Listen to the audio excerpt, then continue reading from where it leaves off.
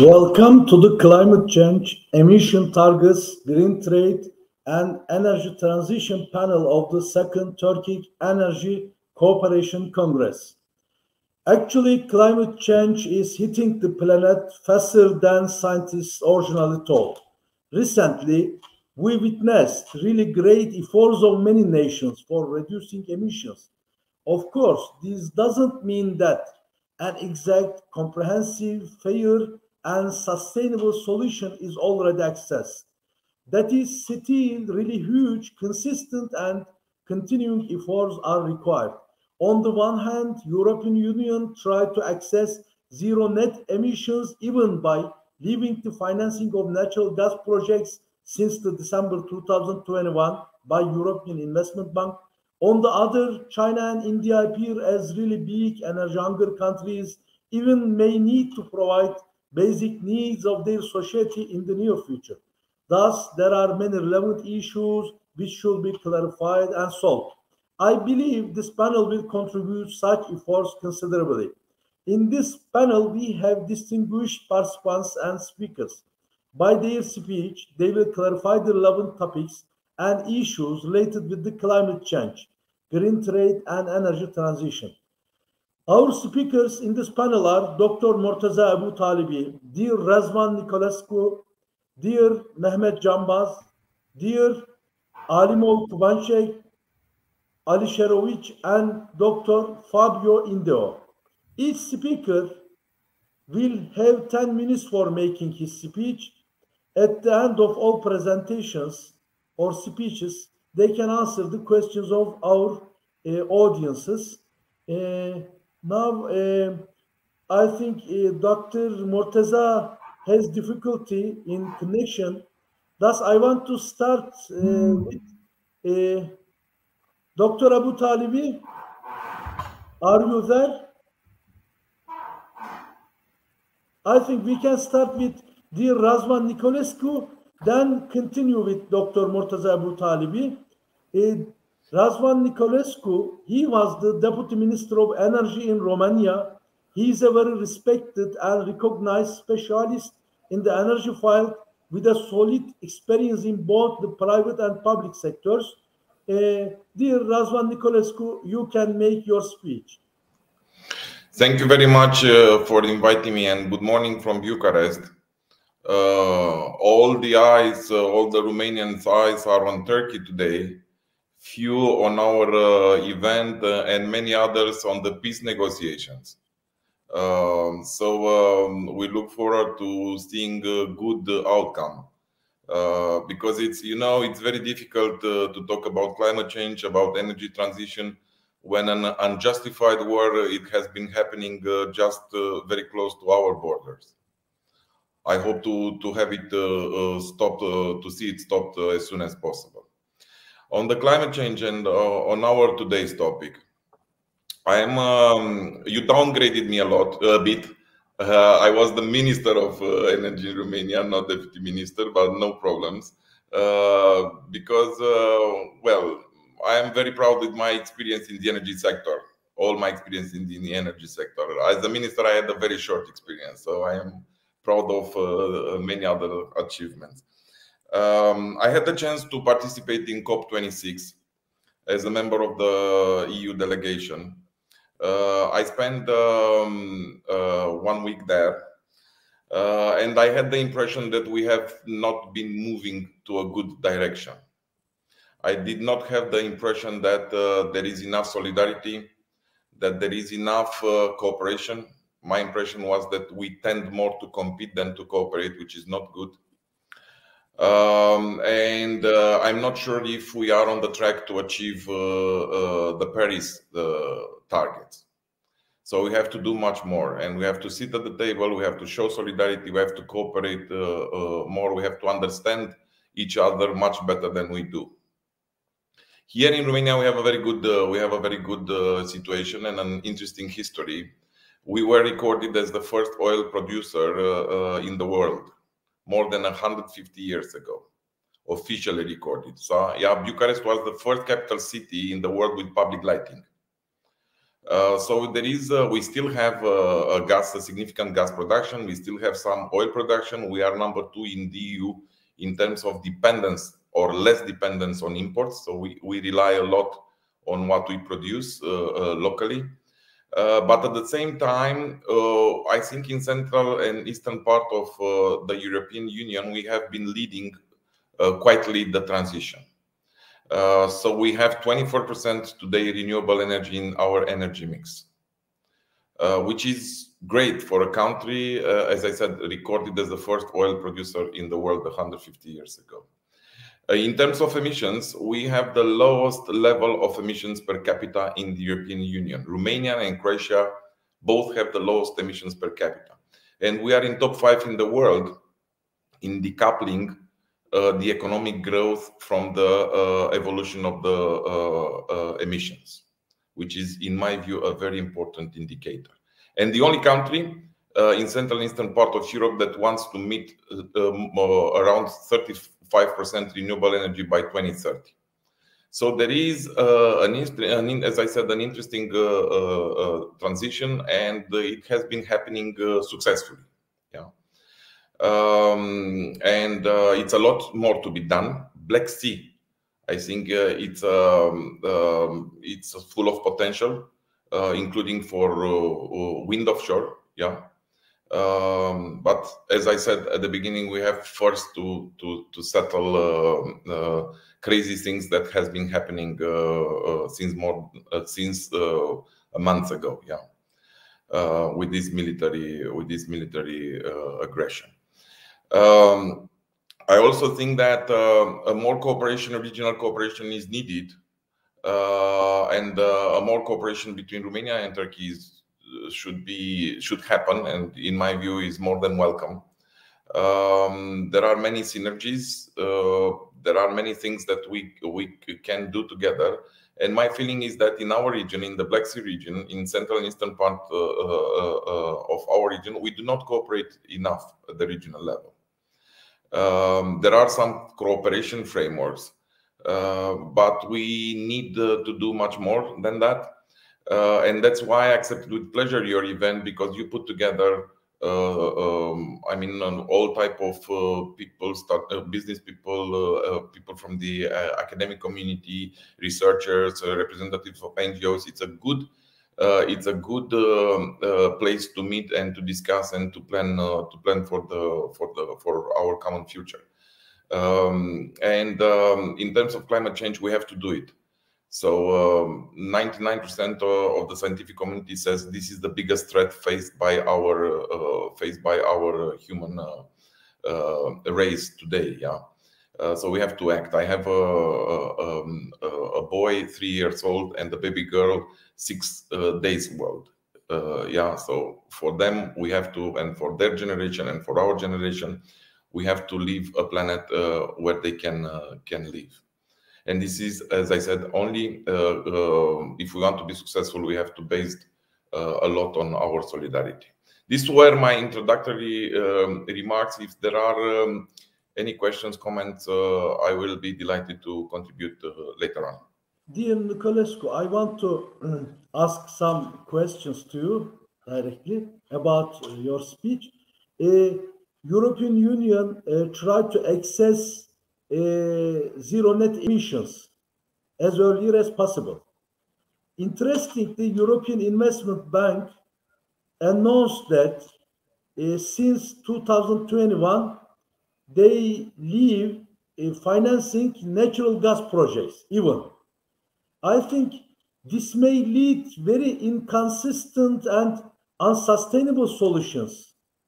In my at the first glance, regarding the eastern side of Europe, natural gas still can be a solution, I think. But European Union's such a perception may result in inconsistencies. What do you think about?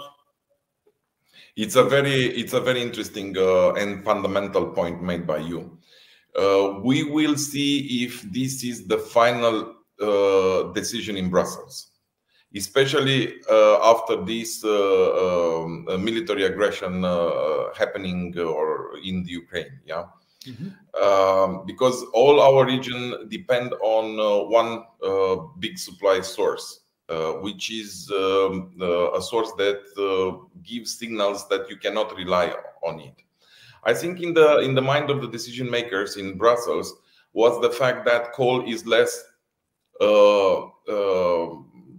damaging the environment in comparison with the gas is less damaging the environment in comparison with coal. Yeah. And it's good to develop aggressively the renewable energy and at the same time to replace coal by gas in some large power plants. The crucial point in terms of the energy transition, the crucial point, and just a second because it's sorry. In my view, it's what has been happening in the residential sector. So we have three major sources of CO2 emissions: transport, electricity, and residential. Yeah, and if the European Union fails in achieving net zero by 2050, it will fail because of the residential sector. In my view, residential sector, more natural gas in the residential sector is something completely wrong. So we need to phase out as fast as possible natural gas in the residential sector, not to create more dependence on gas, because we should not be in a situation to do two transitions. Yeah, one from the current sources, for example, wood to gas, and another one from gas to a clean type of resource. At the same time, I am telling you that I have already said that I spent 1 week in Glasgow. Yeah, I spent 1 day with the Indian delegation. India has been producing more emissions than the entire European Union. And they have been building coal power plants. And they have said to me that they wanted to be on the same page with the European Union, with others, reducing aggressively the emissions. But they said that they cannot afford, for two reasons. Number one is security of supply. The kids need light in order to go to their to prepare the homework for their schools. Yeah. Second reason, it is the economic one. The energy transition should not be costly. Yeah, we should not leave anyone behind in terms of economic gains out of the energy transition. And then it came to my mind the fact that there is a technology called carbon capture and storage that could help India, could help China, could help others to make coal and gas more friendly with the environment in large power generation facilities. But this is not applied to the residential sector. And what I'm saying, the crucial point for the transition, in my view, is the residential sector. And here I fully agree with you, natural gas should not be an option. Thank you very much. Dr. Dear Nicolaescu, also an important point, I think, regarding the global value chains, countries produce value added for the final demands of other countries regarding the current algorithm of global economy. That is, sometimes China sent exports to European Union or to United States of America. That is, some developing countries produce for the final demand of European Union and USA. But now there is a carbon tax, an important policy attempt for reducing the emissions. But this may be on behalf of, on detriment of developed countries, since they provide they import from developing countries. But also, developing countries will face difficulty to even provide some basic needs of their society, as if there exists a consistent way of sharing responsibilities among producers and consumers, I think required. What do you think about this? I think that at the end of the day, all the taxes are paid by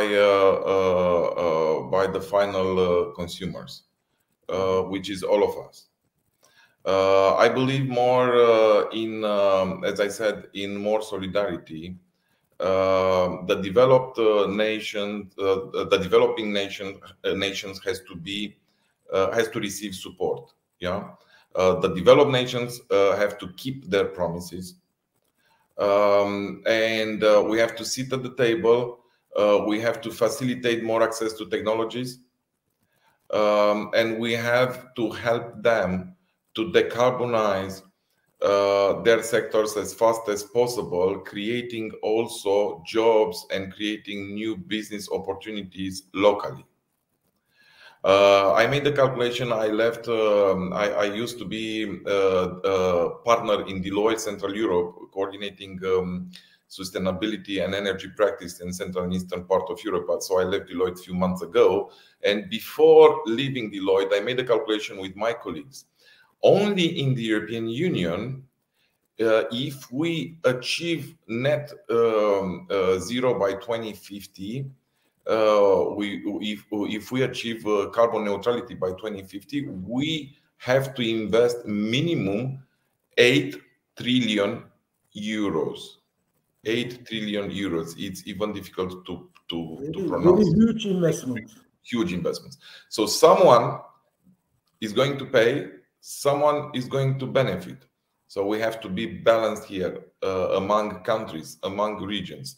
So we should not let anyone behind. And this is a principle that has to be applied also at the global level.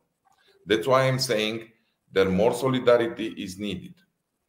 I don't see a global political leadership able to put us together and able to unify us in this big threat. And this is the biggest threat. This is not about the egos of one leader or some leaders that want more territories, or I don't know what to restore what's happened 300 years ago. So we have to stay together. We have to be united. We have to act together, and we need trust. This is one thing that I was so disappointed in Glasgow. I did not have the feeling that we trust each other. And this is, if there is no trust, we will not make it. Thank you very much for your significant remarks, and these all should be really taken into account to access successful solutions.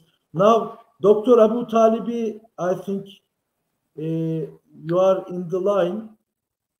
Dr. Abu Talibi, can you hear me?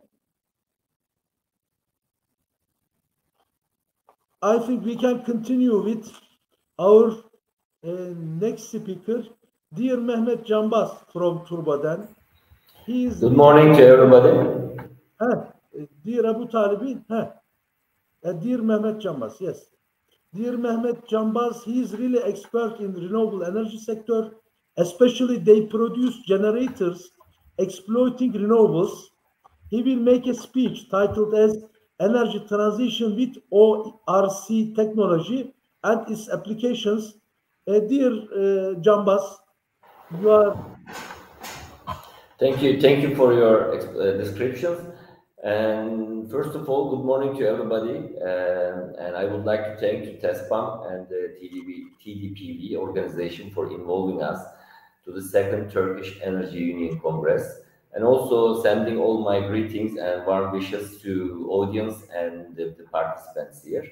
I have a very short, I detailedly listen up to Mr. Razvan and the highlighted solutions, highlighted points are very important and very crucial for the all human beings in the world. The most important word was in the last speech was trusting. This is the point that everybody has to think about it. I have a very short presentation. If it is possible, I'm going to share it up. Just a second.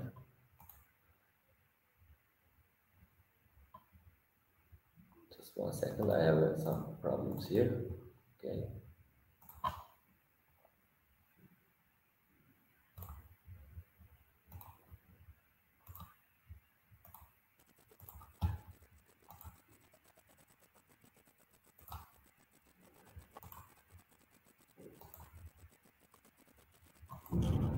I have some problem with. Sorry about timing.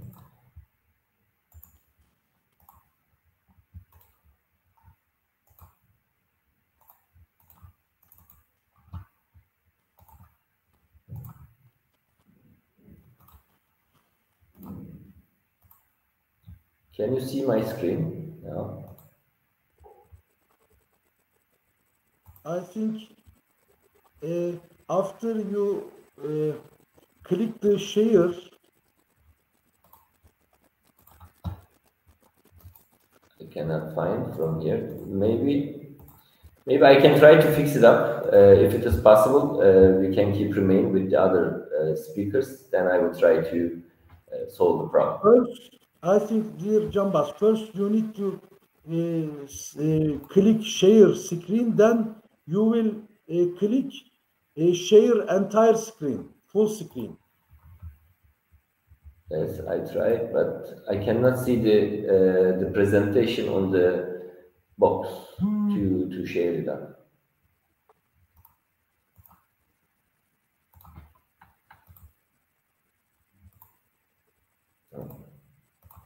Sorry about this.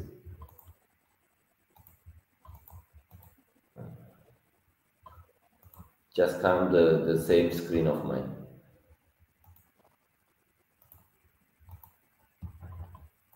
Maybe I can fix it and try to present my presentation later after the speakers, if it is okay for the program schedule. I think we can continue with our next speaker. Then we can come back to your turn, dear Jambas. Okay, thank you very much. Our next speaker is dear Alimov Kubanchvek Alisherovich. He's the manager of the Eco Bishkek Beton. Dear Alisherovich, now you can make your speech. Hello everyone. I'm from Kyrgyzstan, but we work in Kyrgyzstan market and Kazakhstan market. But your colleague Mehmet yesterday told me is a presentation in Turkish language, you know, and then my presentation in Turkish language. How do you think about it?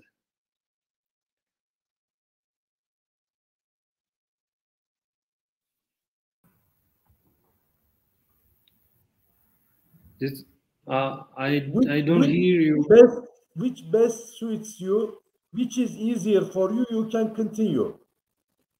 I have also a presentation, and then I want to show you. It's my presentation. You know. Do you hear me? Yes, we hear you.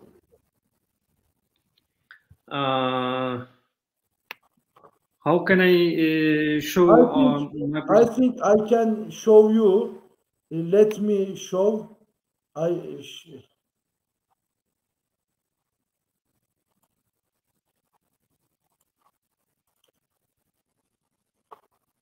Now I will show you how you can share.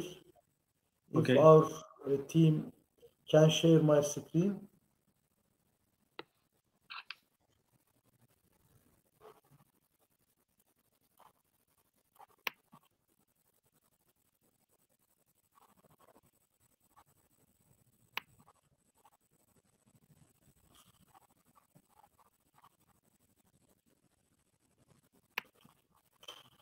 Oğuzhan, are you there?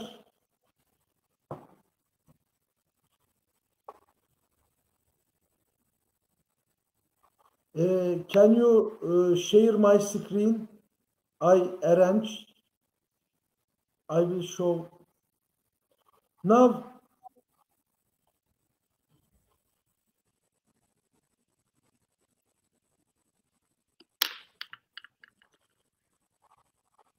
Now, I think you see my screen. Here, there is a share link. You will, after you click this one, you will say share. Now, since I shared my screen, I just see stop screen, but you will here see share screen. Then you will click, and then our team will make this presentation on air. Okay, I try, but it's a computer PDF. It's not possible to share.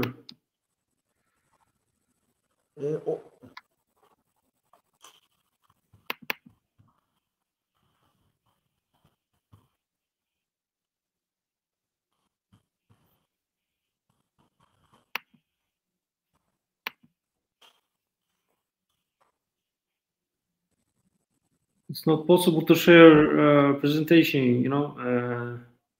I think one option, one of our team member can call you from WhatsApp to show, I think, maybe a good option. Also,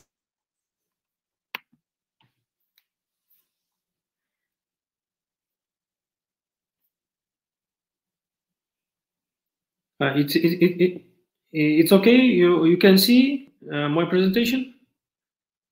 Yes, now it's okay. Yes. How can I tell you about this presentation? My presentation in Turkish language, you know, and then translate from Turkish to the English, maybe a little bit different for me. And if you say if you say okay, I want to begin in Turkish language. How about this? How can I say?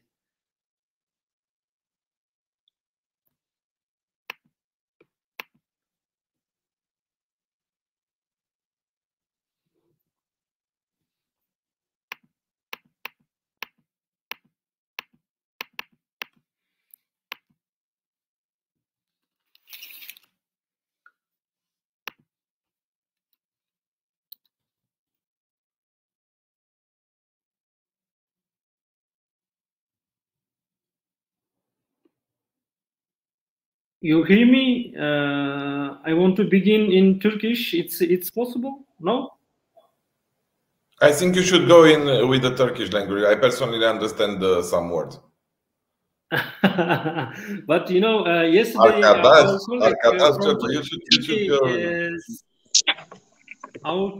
our colleague from Turkey say me it's a Turkish language, and then my presentation in Turkish language, you know. Okay, we are listening to you, dear Alisharovich. Okay. Bizim firma genel olarak Kırgızistan ve Kazakistan'da pazarında devam etmektedir ve şu anda endüstriyel ve ısıtma sektöründe biz faaliyet göstermekteyiz. Genel olarak şu anda Kırgızistan ve Kazakistan pazarında yeşil ekonomide bayağı bir yol kat ettik. Şu anda Avrupa'dan ve diğer ülkelerden, Türkiye'den getirdiğimiz malzemeleri Kazakistan ve Kırgızistan pazarında satmaktayız. Şu an biz bu pazarda enerji verimli ekipmanları, yenilenebilir enerji kaynakları olarak iki kısma şu anda ayrılmış durumdayız ve hem endüstriyel olsun hem domestik olsun bu sektörde yani green economy yönelgesinde bu projeleri devam etmekteyiz. Şu anda bizim ülkede enerji verimliliği ile ilgili tüm kaynakları yani rasyonel kullanmak için bu konuda bayağı bir yol kat ettik aslında. Hem Kazakistan hem Kırgızistan marketinde. Yani bu sektörde baktığınızda düzenli olarak yani bizim ülkelerde yakıt tasarrufu ve çevre ile ilgili ile ilgili yani çevreyi korumakla ilgili belirli bir uygunluk olarak devam etmekte. Ama genel olarak problemlere baktığınız zaman bu problemler işte bizim ülkelerde yani eski SSCB ülkelerinde bayağı bir sorun yaşamaktadır. Çünkü burada enerji kaynaklarının daha düşük olması, enerji kaynaklarının elektrik olsun, gaz olsun, diğer yakıtlar olsun bunların fiyatlarının daha düşük olması en çok problemlerin biri olarak biz anlıyoruz. Şu anda bildiğiniz gibi yeşil ekonomi sürecinde çevre kirliliği, karbondioksitin bayağı bir dağılma süresinde genel olarak biz iş alanları olarak işte seralar, kazan dairesi, asfalt plantleri, inşaat sektörü, kimyasal endüstriyel, gıda endüstrisi, üretim testleri bu konularda çevreye uygun olarak yeşil ekonomi sayesinde uygun olan malzemeleri ve ekipmanları Türkiye ve Avrupa ülkelerinden getirmekteyiz. Burada biz inşaat ve ısıtma sektöründe kullandığımız malzemelerle ilgili bayağı bir tablo hazırlamıştık. Bu tablo burada işte en yukarı seviyede olan 10, orta seviyede olan 6 ve alt seviyede olan 2 olarak gösterilmekte. Yani bizim orta seviye ülkelerinde, eski SSCB ülkelerinde şu anda en bayağı yetkili kullanılan bu işte izolasyon olarak ele almaktadır. Yani bu tabloda gördüğünüz gibi izolasyon malzemeleri daha iyi kullanılmakta. Onun altında işte yenilenebilir enerji sektöründe bizde işte güneş panelleri, ondan sonra su kullanılıyor. Ondan sonra da bizim ısıtma sektöründe bayağı bir ileri seviyeye gelmiş durumda şu anda. Daha önceden de belirttiğim gibi enerji sektöründe işte yenilenebilir enerjinin kullanılmakta olan durumlarda şu anda biz bayağı bir engelleri sıralayabiliriz. Bu arada işte enerji etüdünün olmaması yani bizim sektörde şu anda daha biz şu anda Avrupa'dan sonra Türkiye'den sonra işte SSCB ülkeleri olduğu için biz daha yeni gelişmekte olan ülke içerisine giriyoruz. O yüzden burada işte KOBİ'lerin devlet tarafından desteği, ekipmanın yüksek maliyeti ve geri dönüm süresinin uzun olması olarak nitelendirdik. İşte yeterli teknik personelin yeterli seviyede olmaması, düşük elektrik ve gaz ve kömür fiyatları ve yatırımların çekmenin zorluklu olduğunu gördük. Yani bunun dışında işte enerji efficiency malzemelerin geldiğinde gümrüklerin bayağı bir yüksek seviyede olması bu gibi bayağı bir problemlerle karşı karşıyayız. Yeşil bir ekonomide sektörlerin rolü olarak şu anda küçük ve orta ölçekli işletmelerin yani rolü burada nasıl olmalıdır? Yasal çevrenin rolü nasıl olmalıdır? Yani bu gibi sorulara bayağı bir arayış içindeyiz ama finans sektörü de burada bayağı bir büyük bir rolü var. Çünkü bankaların kredi verim şartları nasıl olacak? Yani burada bir ikiye ayrım olması gerektiğini düşünüyoruz. Çünkü devlet tarafından veya bu mikro finans sektörlerinin kredi kuruluşların enerji sektöründe bir düşük faizli kredi verilmesi veya devlet tarafından bunun desteklenmesi. Şu anda mesela biz Avrupa Birliği'nden getirdiğimiz malzemelerin görüntülemesi için KDV ve vergi oranının yani aşağı seviyelere çekilmesini biz öngörüp bu konuda devletle sıkı çalışma yapmaktayız. Şu anda bu tabloda gördüğünüz gibi Kırgızistan'ın enerji potansiyeli gösterilmektedir. Güneş enerjisi işte yılda 500.000 kW'ya kadar bir potansiyel oluşmakta şu anda. Güneş enerjisiyle ilgili elektrik üretimde 20-30 bin kW yıllık bir potansiyel var. Su enerjisi küçük nehirler ve oraya konulan hidroelektrik santrallerle ilgili 5-7 milyon kW yıllık bir potansiyeli vardı. Rüzgar enerjisi yılda 40-50 bin kW potansiyel var. Geotermal enerjisi sektöründe işte yılda 5-10 bin kW'lık bir potansiyel var. Biyokütle enerjisinde 1 milyon kW'ya kadar bir potansiyel var. Yani bu konuda biz işte devlet tarafından bir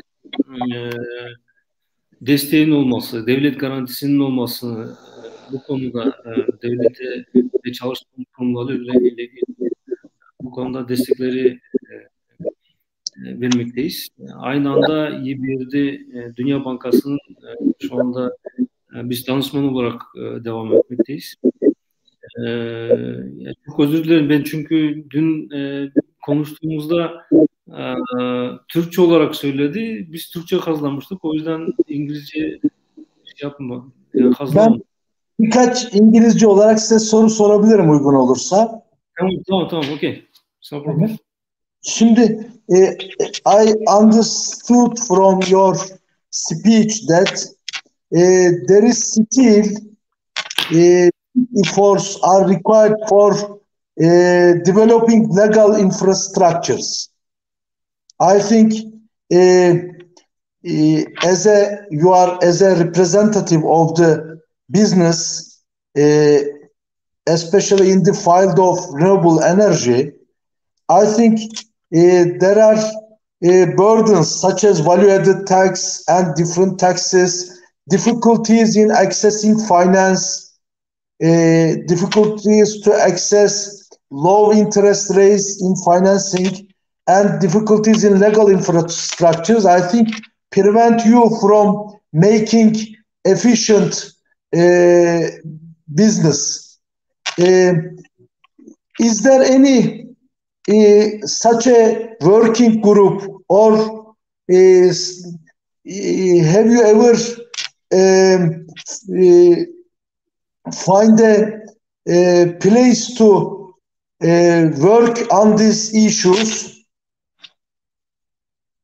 You know, at the moment we work with our government, you know, and then I said in my presentation, for example, for the energy efficiency equipment from Europe and Turkey, we at the moment import from Turkey and Europe countries, you know, and then you know, in our country 20% is a VAT, and then 10% is the taxes from Europe.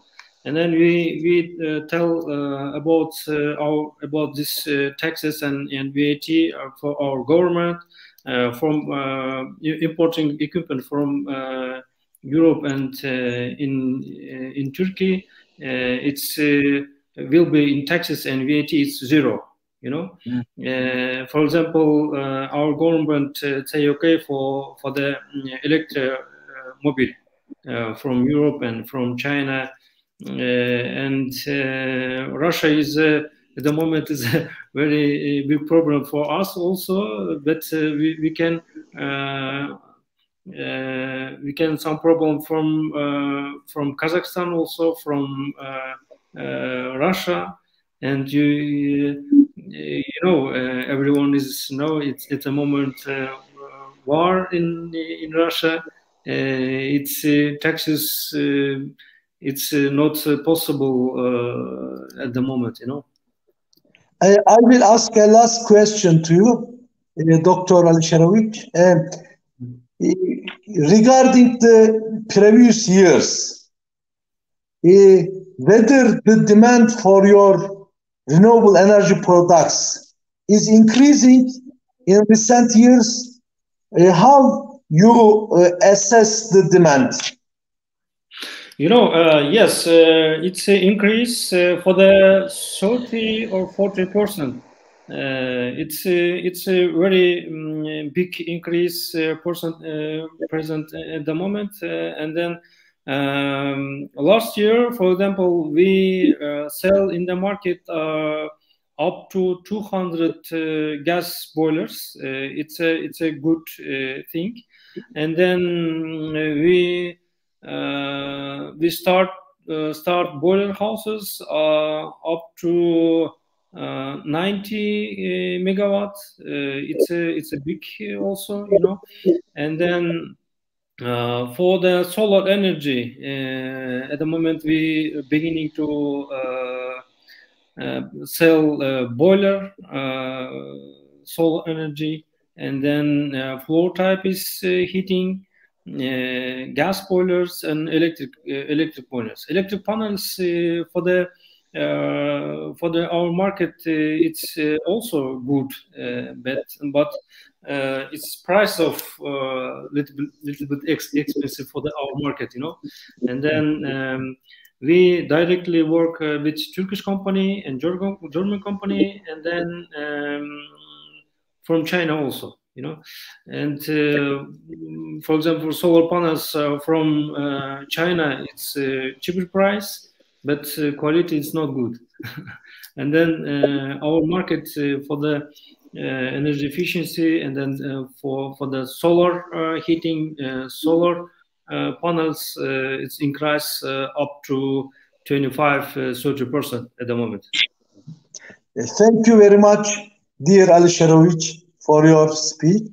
And now I want to continue with our next speaker, is Dr. Fabio Indeo.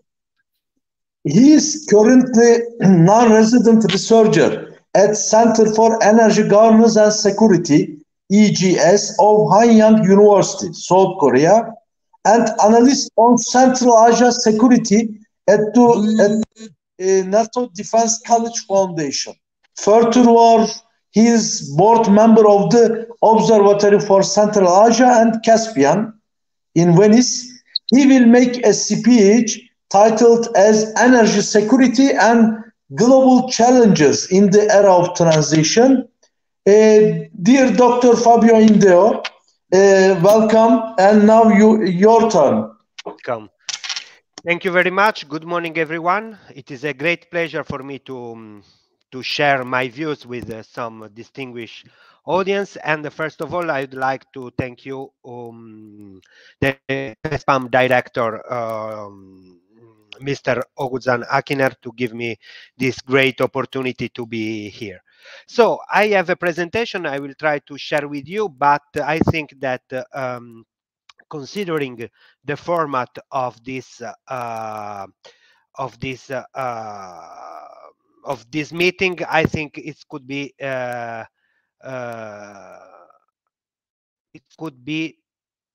better to share with you some food of thoughts.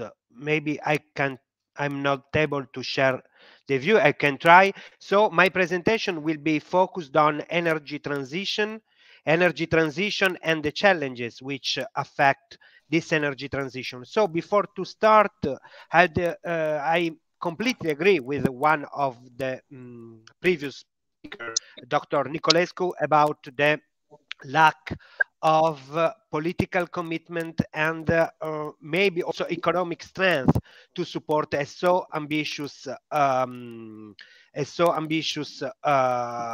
efforts to produce this. Okay.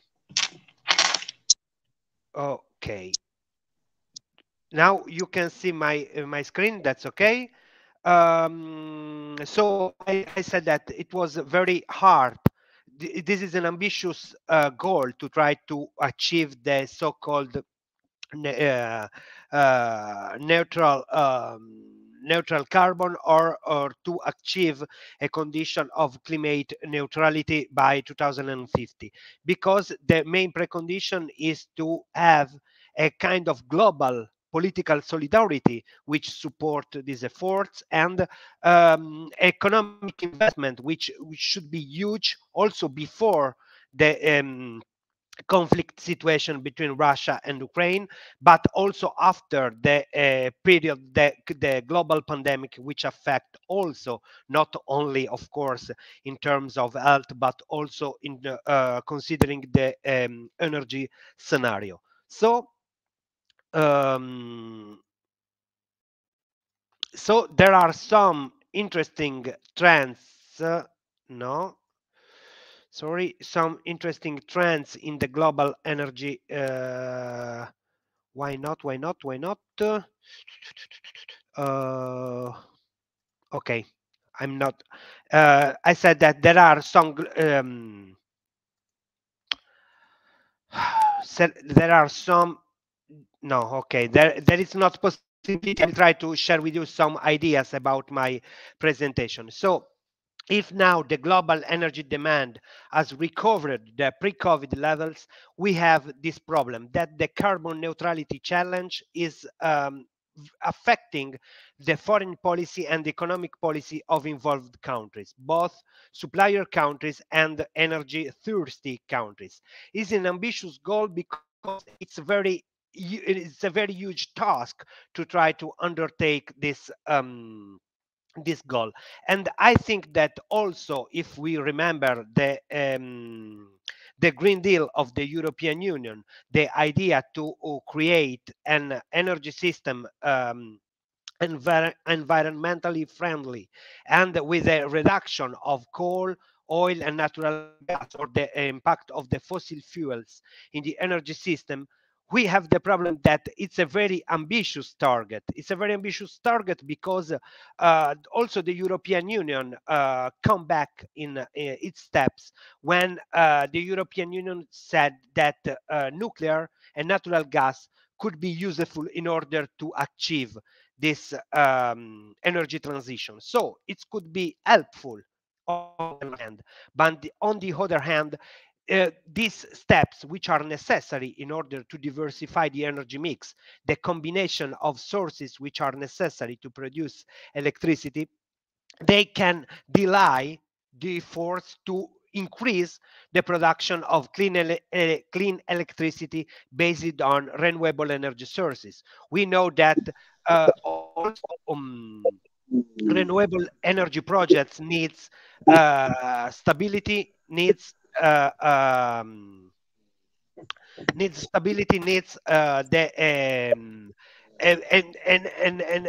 security system which allow to attract investment and foreign support. Another problem is that the key role of the renewable energy sources in the future energy system, and especially now after the energy nightmare scenario following the conflict between Russia and Ukraine. At the same time, it's difficult also to consider that hydrogen could be a best option to diversify the energy mix and to support these efforts.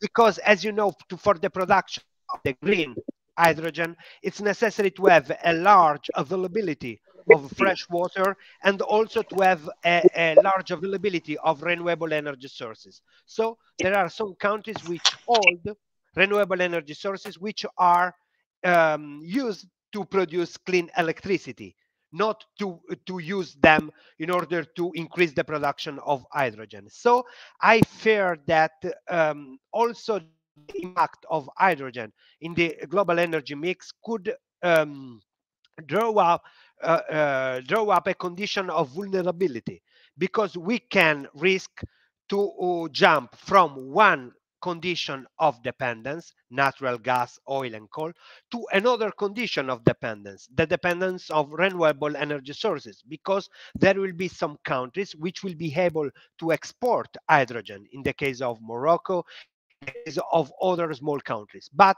and I stay in the European Union. One of the main problem of the European Union, which will be that the European Union will not be able to produce enough hydrogen or enough clean electricity in order to meet the electricity demand. So the European Union will maintain a condition of dependence from external sources. Of course, is not natural gas, as Mr. Nicolescu highlighted, that Russia is not now a reliable energy partner. So we need a diversification strategy, and even if the support of producers of renewable energy sources could help the European Union. And another big hindrance is the difficulty to readdress some energy systems which are strongly unbalanced. We can see in this slide Chinese energy mix. I think it's not realistic or maybe ambitious to try to readdress this energy mix, which is mainly based on coal and natural gas. It's very hard to try to reduce the share of coal from more or less 60% to zero by 2050. So an ambitious goal. It is necessary that there will be a political commitment. There will be a kind of global solidarity in order to achieve this important net zero emissions targets. But it is very hard because the demand of electricity, the demand of energy remain high, and it's difficult to try to rebalance this high demand of natural gas. So this condition affect the condition of energy security. And as you know, energy security can be seen in two different perspectives: from the perspective of energy consumers and from the perspective of energy suppliers. But they share a common issue: the need to preserve regular energy supply without disruption, because a condition of instability affects both energy suppliers and energy consumers if there is not a condition over a strategy of diversification, geographic diversification of supplies, and as well as a diversification of the energy mix, the combination of energy sources to produce electricity. So the current energy security condition is affected by several elements of vulnerability: the political or social instability in supplier of a transit countries, which could hinder regular energy supply. Now, the situation between Russia and Ukraine and the need of the European Union to have additional natural gas supply is a kind of case study model which explain how the EU energy security is severely affected by this condition of vulnerability. But we have also vulnerabilities which affect the energy security scenario. For instance, the dependence on transit through the maritime choke points, especially now, especially the new or renovated attention to the liquefied natural gas, which is moved through maritime routes. In order to reach the European Union or other or other energy markets, this natural gas should cross several choke points, or it is necessary as a kind of precondition to provide security in the sea lines of communication. This slide shows several of these energy choke points, Bab el Mandab, Hormuz choke point, Malacca choke points, because these energy choke points are linked to link the main natural gas suppliers and the main energy markets. Only the direct connection between Australia, one of the main LNG producers, and China is not affected by the transit through maritime choke points. But also for China, it is necessary to import, it is necessary to deliver natural gas supplies crossing Hormuz choke points and Malacca choke points, as well as for the European Union from Qatar, which is the main LNG exporter and now one of the main LNG partner for the European Union in order to achieve a condition of diversification. The diversification is another important strategy which the European Union is attempting to implement, but the diversification strategy is a long process, and the European Union since 2006, since 2008, spoke about the need of diversification. But until now, we are in 2022.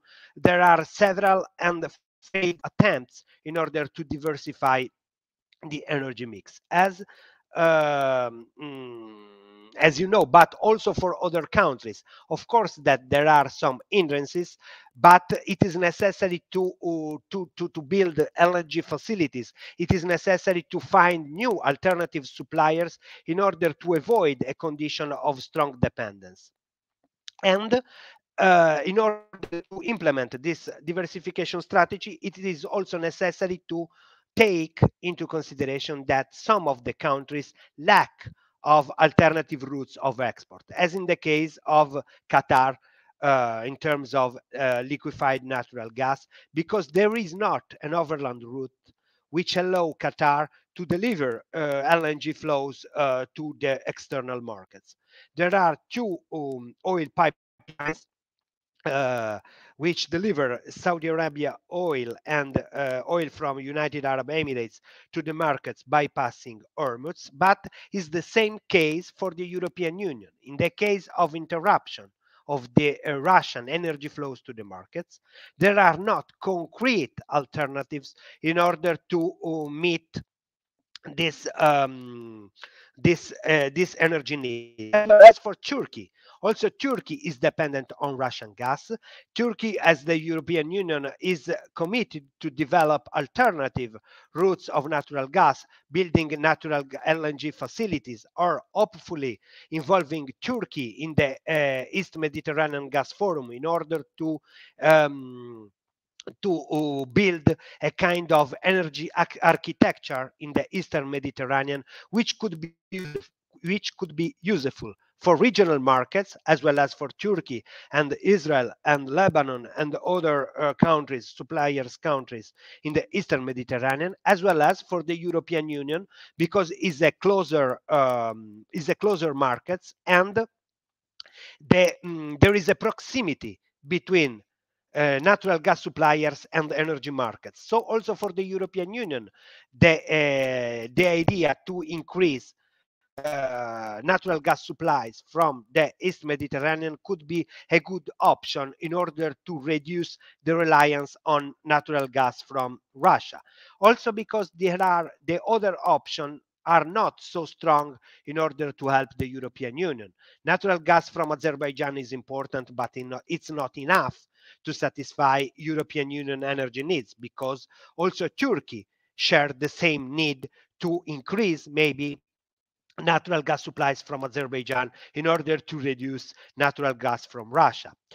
Natural gas export from the United States could be a good thing, but we could also take into consideration market rules, because of course countries like China, South Korea, and Japan are available to pay more to have LNG, natural gas from the United States. So if we can think in a kind of market condition for energy producers could be profitable to send natural gas to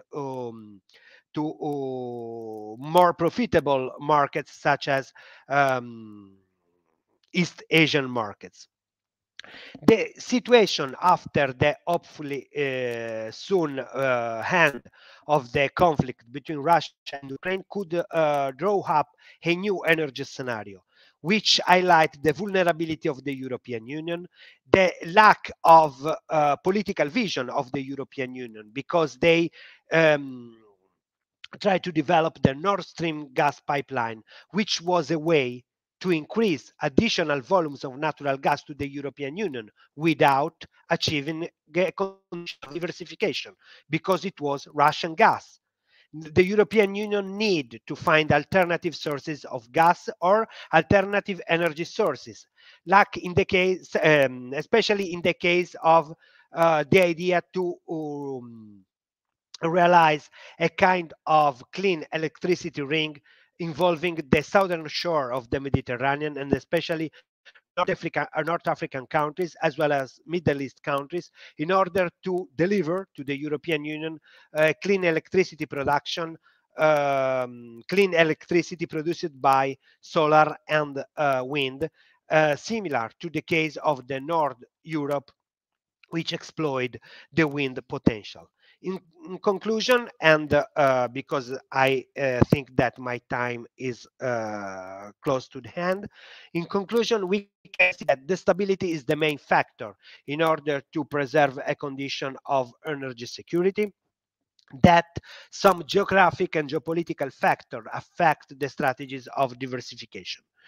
Considering the European Union situation now, maybe a transatlantic cooperation architecture in the energy sector could be profitable, but there will be some of different drivers which could influence this kind of energy model. First of all, the prices of natural gas. The carbon neutrality is a good strategy. It could be hopefully, we all hope that all countries in the world will be able to reach soon the carbon neutrality, but this is a slow process which aim to achieve some unrealistic and ambitious goal. And as in the case of the Middle East and North African countries, the decarbonization could be conceived as a challenge, because it is difficult for these oil and natural gas based countries, which make most of their GDP based on export of oil and natural gas, to try to readdress their domestic energy production and markets in order to increase the production of clean electricity to meet, of course, net zero emission targets, as well as to meet a domestic energy consumption which is rising and which expose these countries to a condition of vulnerability. I hope that some of my food of thoughts could be useful for the discussion. Thank you for your attention. Thank you very much, Dr. Indeo, for this comprehensive and informative presentation. You draw a really comprehensive and a good picture of the matters and issues related. Thank you very much. Now, Dr. Abi Talibi, are you there? I think Dr. Abi Talibi his connectivity problem continues. Dear Mehmet Canbaz, I think we can continue. Okay, I hopefully I can share my screen, because it's very interesting presentation I prepared for my company, and I believe that all of this discussion will be not ended up, but will support for let's say a new approach of energy transition solution. So let's take a look and see what we can do and what we can improve as in the mind of transition in the energy technology. Okay, again, and thank you very much for the for the time for me, and thank to the whole organization, TESPAM and TDPV, and of course all the participants and the audience of us. My name is Mehmet Canmaz. I'm a mechanical engineer and working for Turboden since 2015 as the geothermal sales application manager in Turkey and Turkish Republics and Africa and MENA region. My topic today is the energy transition with the ORC technology. Turboden is an Italian firm and global leader in the design and maintenance of organic Rankine cycle, which we call it ORC system. The company was founded in Milano by Professor Mario Gaia. He's in the honorary chairman of Turboden. In 2013, Mitsubishi Heavy Industries has taken account of 51% of the shareholder of Turboden, and Turboden is now in the Department of Renewable Energy Production side. In 2015, we have been opened a facility in Izmir in Turkey by producing made in Turkey equipment for ORC components. And as of today, we have been arrived around more than 400 power plants in ORC and in almost 50 countries. Okay, we have three main products as an ORC system, which I'm going to share some information about it. And large heat pump is not producing the electricity, but using the electricity in order to produce some heat for the processes or usages for different types. And the gas expander, which is very unique and important product of us. We are producing it, and it's not related with the ORC system. It's not a thermodynamic system, but directly linked with the state-of-art turbine of us. So all those three products are designed for the decarbonization for the energy sector.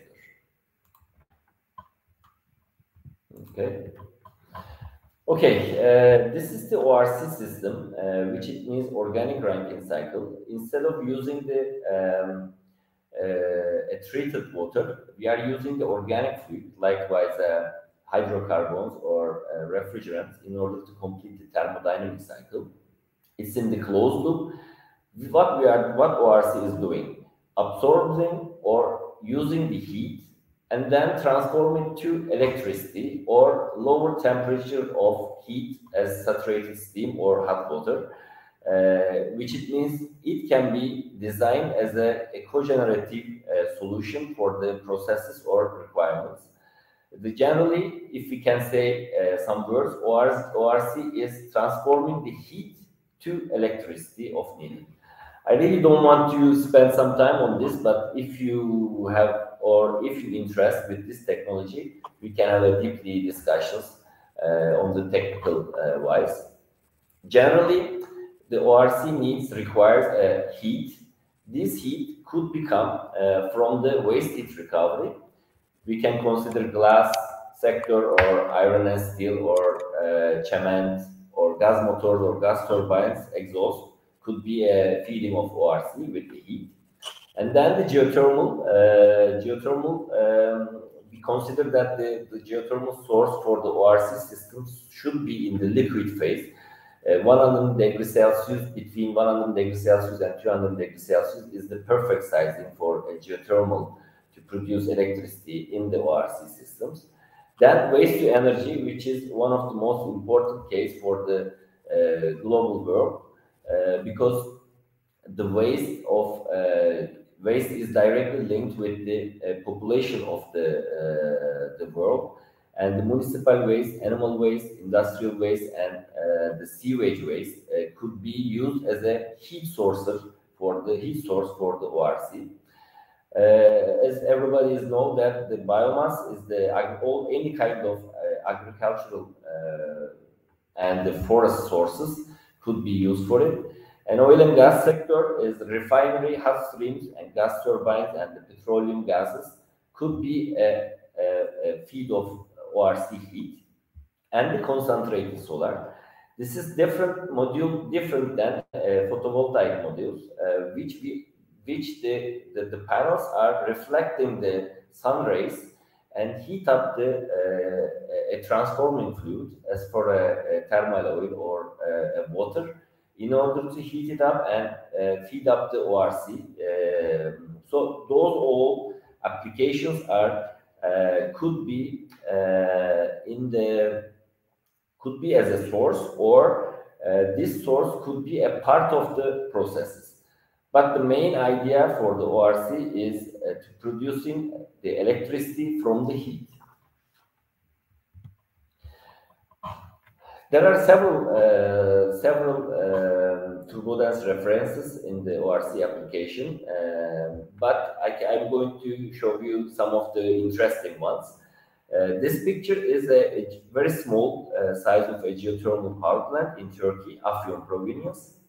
The geothermal fluid is 120 degrees Celsius, and we are absorbing this heat and producing the electricity. Then, after the downstream of geothermal water is being used for a district heating in the area of Afyon. And probably, Abdullah Bey, you know that the Afyon area is very cold, especially in winters, and there is no consuming for heat for the heat users. So it's a good integration system to be considered to producing the electricity and dissipating the heat. And using this method, the area is consuming a very less heat requirements because it's coming from naturally from the ground. So almost the efficiency, overall efficiency in this system is around 80% in case. The other and very important one for the all human beings, I guess, this project is using the waste as a heat source.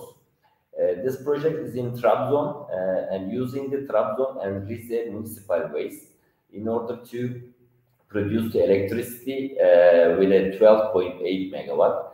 In this case, they are avoiding the pollution in the air and, of course, in the land, because the system is gasified the syngases, and then using the heat and heated up the thermal oil and producing the electricity. So it is very friendly and economical solution for the system. I believe that especially in the geography in the Central Asia could be a kind of a starting point for the considering the waste to energy producing for the great benefit for the circular energy and its economy. The other application is also coming from the Turkey, Kahramanmaraş. It's in one of the heavy industries side is the Çemen sector. We are absorbing the heat of Çemen chimney and producing the 6 megawatt of electricity. One important note about this project, the ORC is not using any water sources, so it is still an eco-friendly method.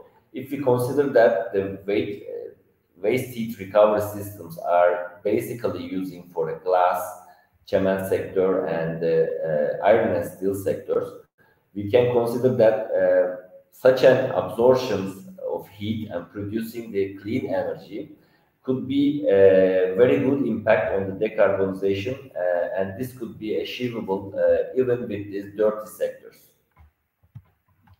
And the other and last picture from Turkey, it's a very interesting one.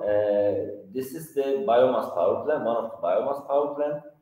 The customer is one of the largest egg producer company, which is called Güres.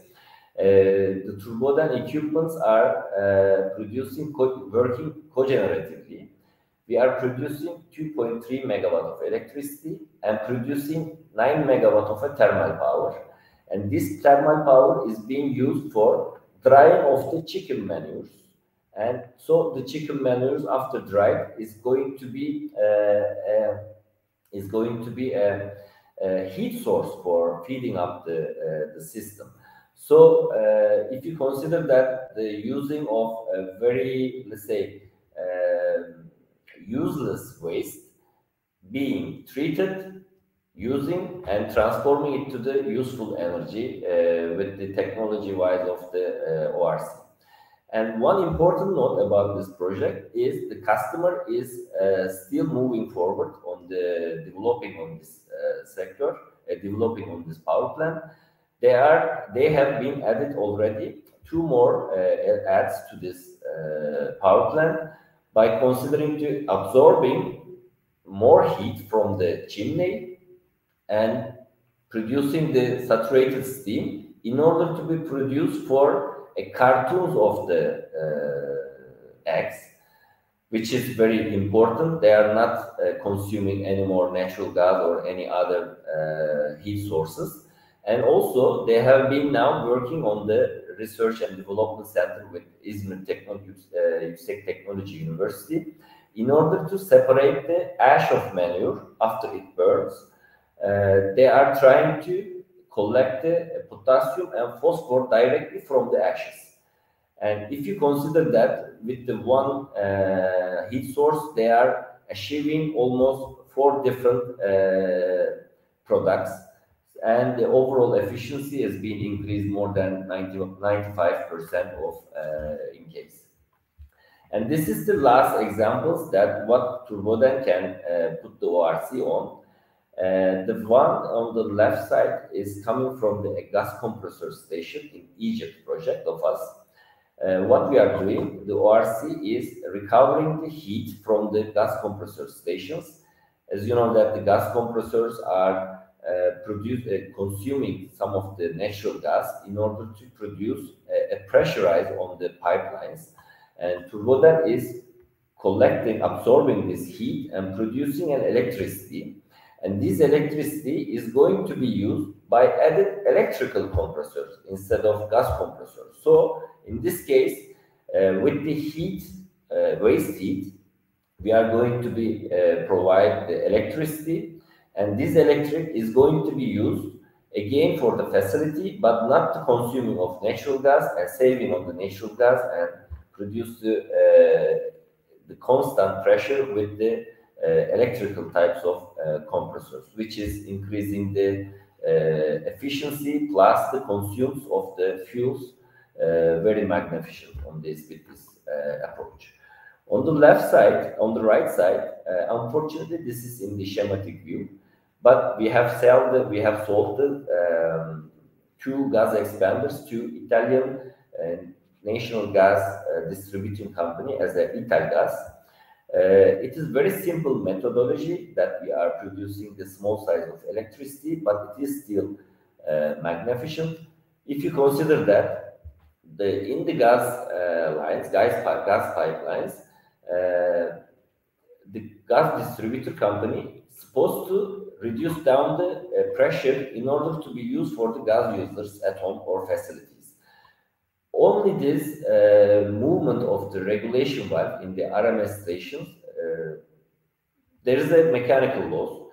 Instead of these mechanical loss and produce nothing, we consider that to put the gas expansion system and collect these mechanical losses and transform it to the small size of electricity. If you consider that the pipelines coming from, for example, Russia, Azerbaijan, Iran, or other gas producer countries, there are so many pipelines and so many RMS stations. If the companies or the governments could consider such innovative solutions, we believe that the even small size of production of electricity could be support for each by each per the users of the electric. So we should consider more innovatively and trust the technology. As I mentioned and gave some information about the couple of examples, we are in the large fleet of production of ORC all over the world, and considering to gain more in the innovative solutions as per a gas expander, and trying to show our customers that the heat is a part of the game, could be able to transform it to the useful energy as per electricity or process requirements. Very few words about the Turboden Turkey. I'm proud of to be in this team because I'm a Turkish citizen and working for Turboden since the facility of Turboden has opened. We are producing the made in Turkey equipments for the worldwide. Especially our hub of the production is going to Central Asia, Europe, MENA region, Africa, North and South America. So this is very being a proud of from my side that we are producing the made in Turkey equipment and giving the support to economical wise to Turkish export to Turkish exporting. In 2015, we have been established in Ankara, then moved to İzmir Aliağa in Alauspi. If any time chance, we will be much more than welcome to hosting you in our facility, if possible in the future.